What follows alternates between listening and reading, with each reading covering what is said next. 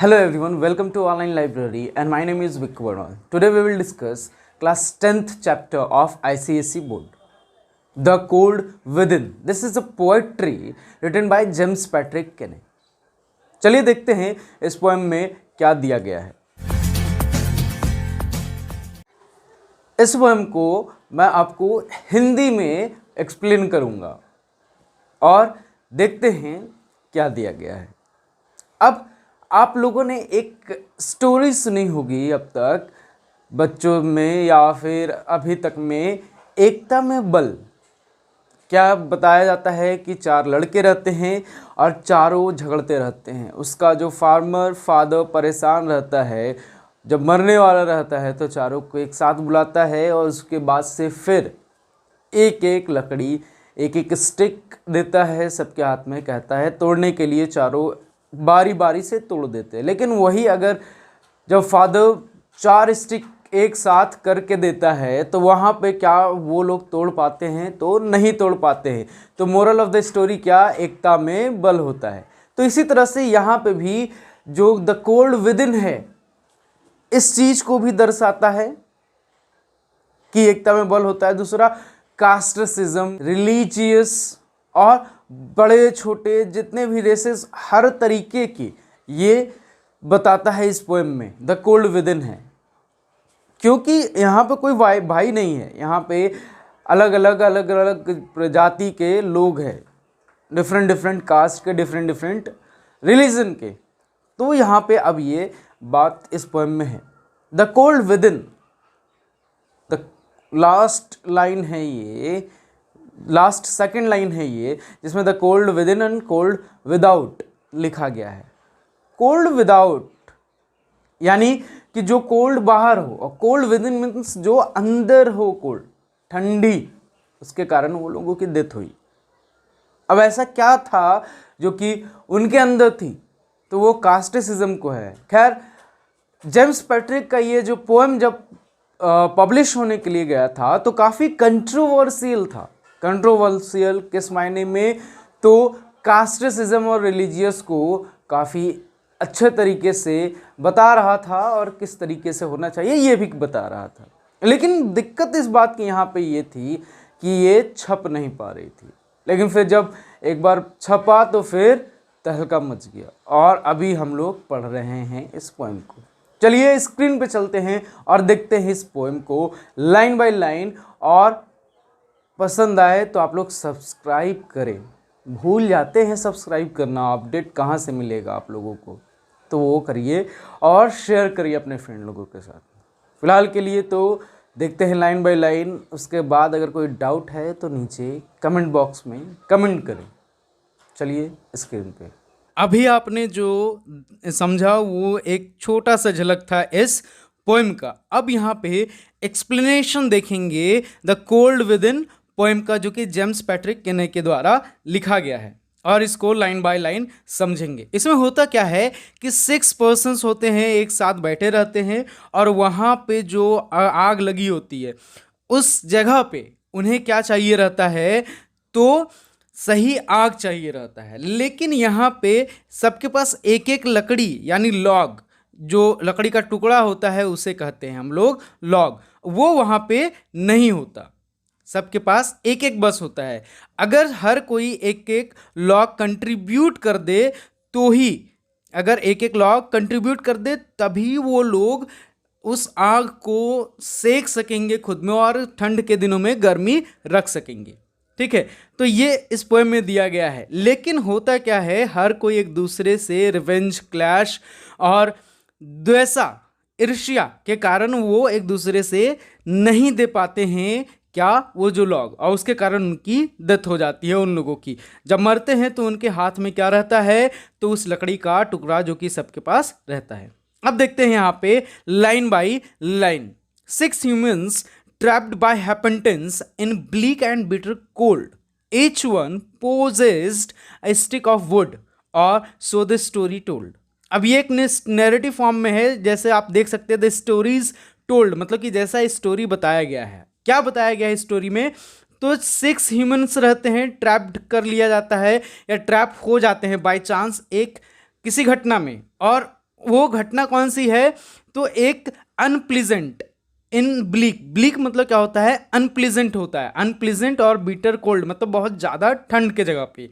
तो अब यहाँ पे क्या होता है? H1 possessed a stick of would, एक लकड़ी का टुकड़ा होता है, ये स्टोरी में बताया गया है। मतलब कि एक ऐसी घटना जहाँ पे 6 लोग हैं और वहाँ पे बहुत ठंड से घिरे हुए हैं और सबके पास एक लकड़ी का टुकड़ा है, लेकिन अगर देंगे तभी वो जो आग उन लोगों के पास जल रही है, जो बुझने वाली है, उस जला सकते हैं। अब यहाँ पे आपका फिगर ऑफ स्पीच और पोएटिक डिवाइसेस हम लोग देखेंगे क्या क्या है। तो अगर पोएटिक डिवाइसेस में राइमिंग स्कीम देखे तो आपका ए, बी और सी फिर बी ये देखने को मिल जाएगा। ए बी अगर देखे तो टेंस और कोल्ड, उसके बाद फिर सी आ जाएगा। देखिए पहला और थर्ड लाइन राइमिंग नहीं कर रहा है, लेकिन दूसरा और fourth line, second and fourth line rhyming कर रहा है। ठीक है, तो ये आपका राइमिंग स्कीम हो जाएगा और ये पूरे पोएम का राइमिंग स्कीम रहेगा। याद रखिएगा ए बी सी बी। ठीक है, तो ये आपका राइमिंग स्कीम हो गया। अब यहाँ पे पोएटिक डिवाइसेस में फिगर ऑफ स्पीच देख लीजिए तो ब्लिक और बीटर में आपका एलिट्रेशन आ रहा है। क्या आ रहा है? एलिट्रेशन। ये आपके फर्स्ट स्टेंजा में है। अब आगे बढ़ते हैं और देखते हैं सेकेंड स्टेंजा। सेकेंड स्टेंजा में क्या कह रहा है? They are dying fire in need of logs, but the first one held hers back. For of the faces around the fire, she noticed one was black. अब उनकी जो आग जो लगी हुई थी, जैसा कि मैंने पहले बताया, वो बुझने वाला था और अगर उन्हें लकड़ियाँ मिल जाए, लॉक्स मिल जाए तो वो जलेगा। लेकिन जो फर्स्ट यानी यहाँ पे हर्स बैक, यहाँ पे हर्स यूज़ हुआ है, तो हर्स यहाँ पे किसके लिए हो? किसके लिए यूज़ होता है? फीमेल के लिए। तो फीमेल जो पर्सन है वो देखती है कि जो पर्सन वहाँ पे एक बैठा हुआ है 6 लोगों में से, उसका जो फेस है वो किस तरीके का है? ब्लैक है। ब्लैक यहाँ पे किसको बोला जाता है? यहाँ पे अमेरिकन पॉइंट है ये, तो अमेरिका में अफ्रीकन्स को ब्लैक बोला जाता है। ठीक है, तो ब्लैक से उनकी दुश्मनी रहती है, तो इसीलिए जो ब्लैक रेस, ब्लैक प्रजाति के जो लोग हैं, उसके कारण ये जो लेडी है वो अपना लॉग नहीं देना चाहती।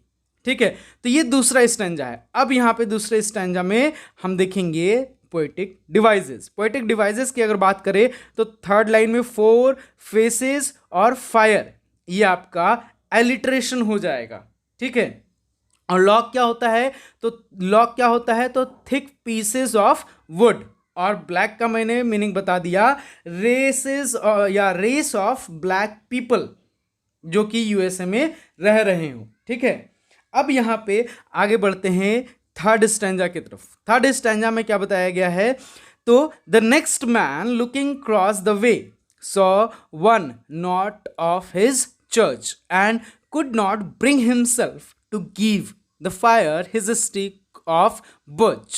तो अब यहाँ पे जो दूसरा इंसान है वो क्या देखता है? तो ये देखता है कि उसमें से जो 6 लोग हैं उसमें से एक लोग उसके चर्च का नहीं है, यानी कि 5 लोग जो हैं उसके चर्च का तो है, लेकिन जो छठा है, जो 6th वन है, वो उसके चर्च का नहीं है।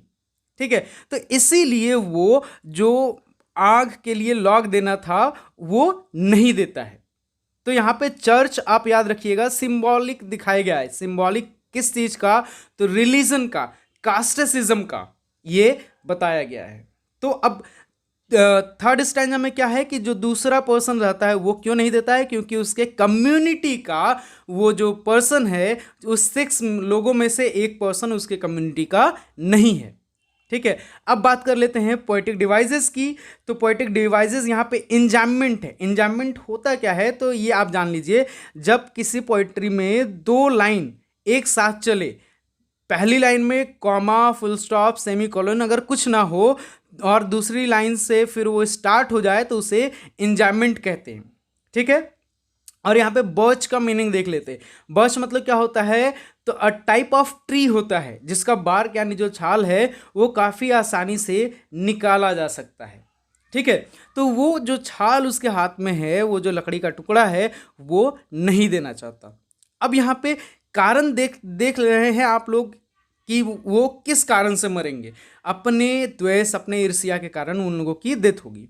अब आगे बढ़ते हैं और देखते हैं नेक्स्ट स्टैंजा।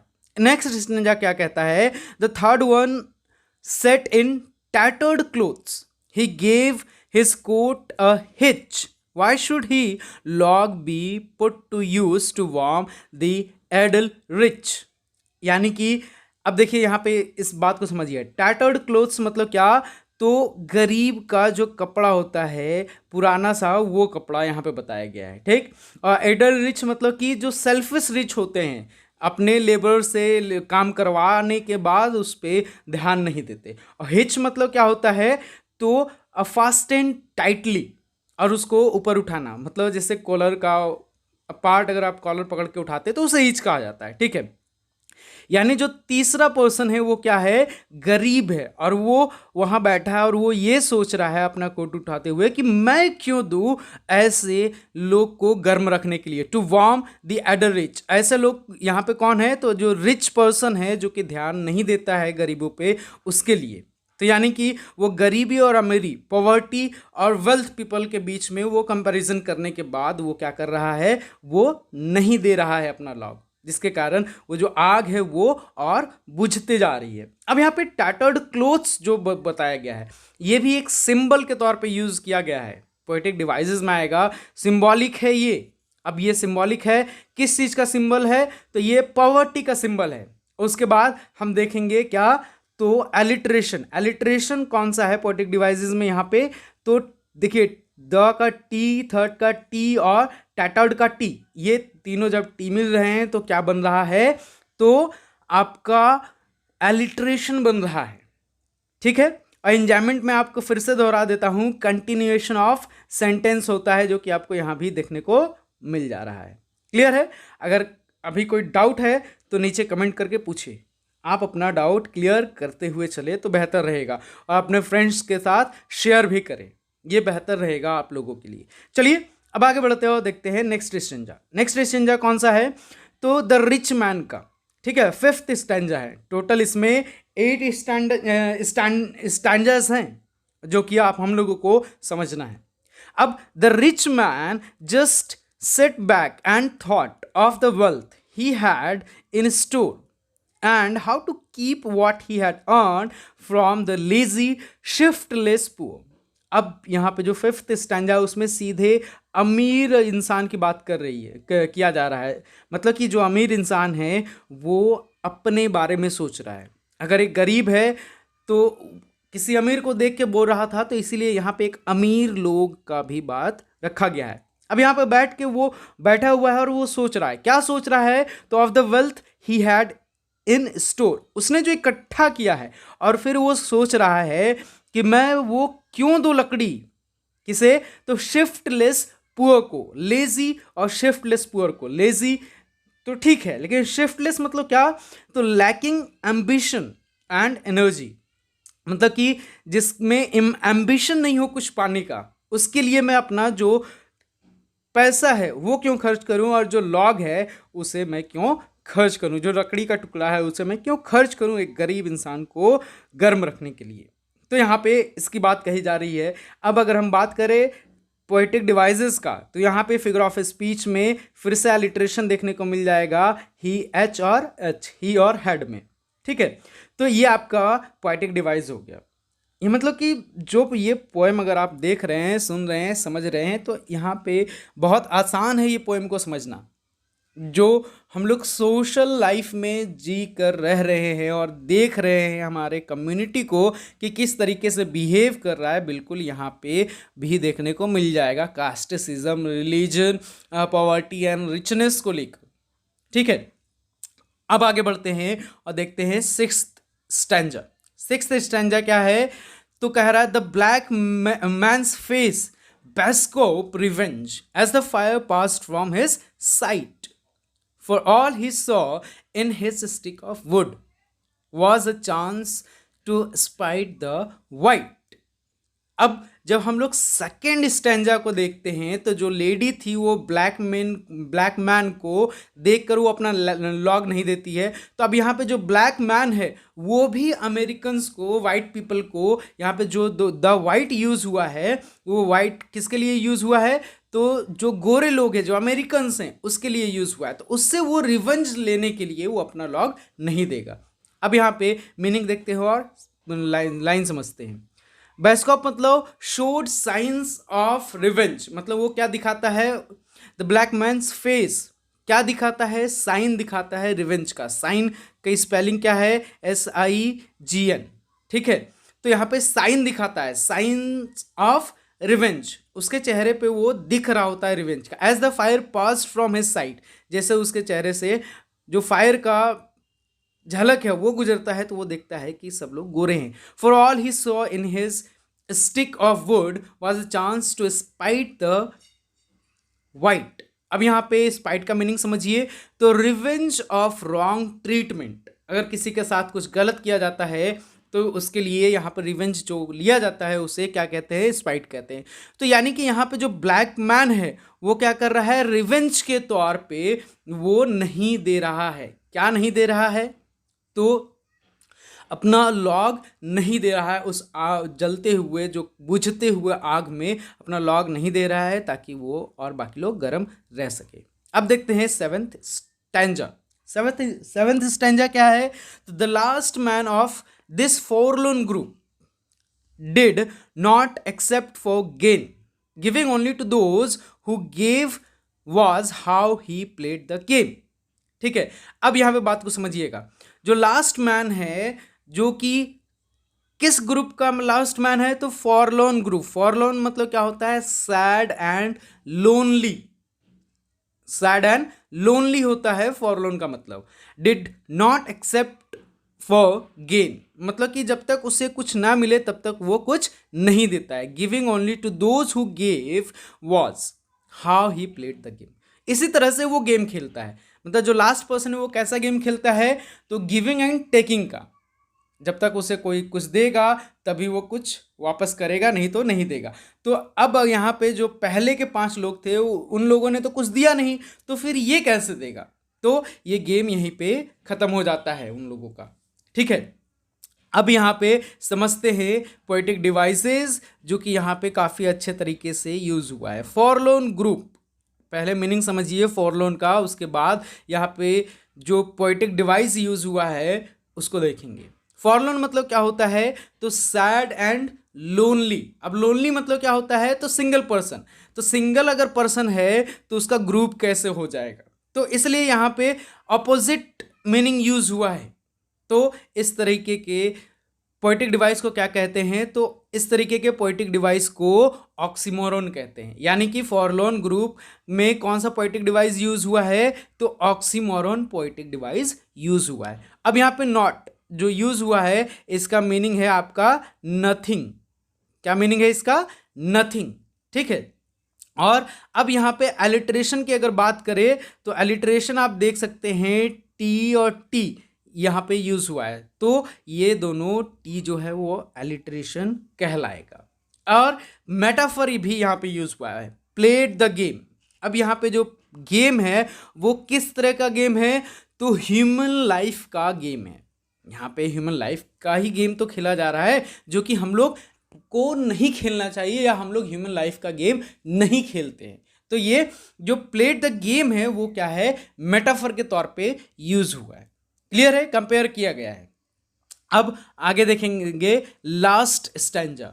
अभी भी मैं कह रहा हूं, अगर कोई डाउट है तो कमेंट करें। लास्ट स्टैंजा क्या कहता है, their locks held tight in death's still hands was proof of human sin. They did not die from the cold without, they died from the cold within। अब यहाँ पे जान लीजिए क्या क्या दिया हुआ है, मैं एक बार में पूरा बता देता हूँ। तो उनका जो डेथ है उस वक्त मरे, तो वो जो लॉक्स था वो उसके हाथ को काफ़ी अच्छे तरीके से पकड़ा हुआ था। और ये किस चीज़ का प्रूफ है, तो ह्यूमन सीन का। सीन क्या होता है, तो पाप होता है। ठीक है, सीन मतलब। और यहाँ पे वो लोग जो मरे, तो ऐसा नहीं था कि जो बाहर ठंड थी उसके कारण मरे। अगर बाहर ठंड होने से मर जाते तो कोई बात होती, लेकिन उनके अंदर जो ठंड थी, उनके अंदर जो ईर्ष्या थी, कोल्ड वॉर चल रहा था एक दूसरे के लिए, उसके कारण वो लोग मरे। अब वो कोल्ड वॉर कैसे देखा जा सकता है, तो लोग एक दूसरे को कंट्रीब्यूट नहीं करते हैं, इसी से हम लोग समझ सकते हैं कि उन लोगों के अंदर कोल्ड वॉर चल रहा था।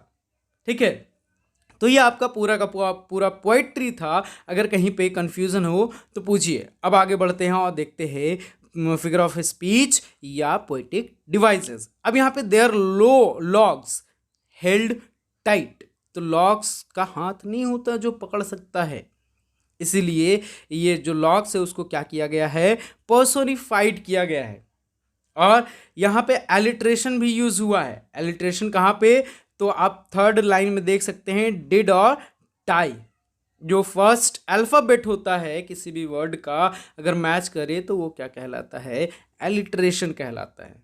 ठीक है, और यहाँ पे लास्ट में अगर देखें तो without and with in use हुआ है, जिससे हम लोग एंटीथेसिस कह सकते हैं। एंटीथेसिस मतलब क्या, अपोजिट वर्ड्स यूज हुए हैं, विदाउट और विद इन। ये आपका पूरा का पूरा पोइट्री था। अब जान लीजिए इस पोइट्री का टोन कैसा है। अब तक तो समझ में आ ही गया होगा, जो पोइट्री का टोन है वो आपका सैड एंड मेलंकली है। ठीक है, और इसी के कारण ये जो जेम्स पैट्रिक किने का जो पोइट्री था इसलिए कंट्रोवर्शियल था और इसलिए छापा नहीं जा रहा था, पब्लिश नहीं किया जा रहा था। खैर, पोएम तो आज के लिए इतना ही है। बाकी कोई डाउट हो तो कमेंट करें और मेरे पर्सनल FB या इंस्टा पे फॉलो भी कर सकते हैं। आज के लिए इस वीडियो में इतना ही। जय हिंद, जय Bharat. Let's take it slow. Where you go, I go too. And if you hit the bottom, I'm going down with you. Let's take it slow. Who cares where we gotta be? You know you'll have a good time wherever you're with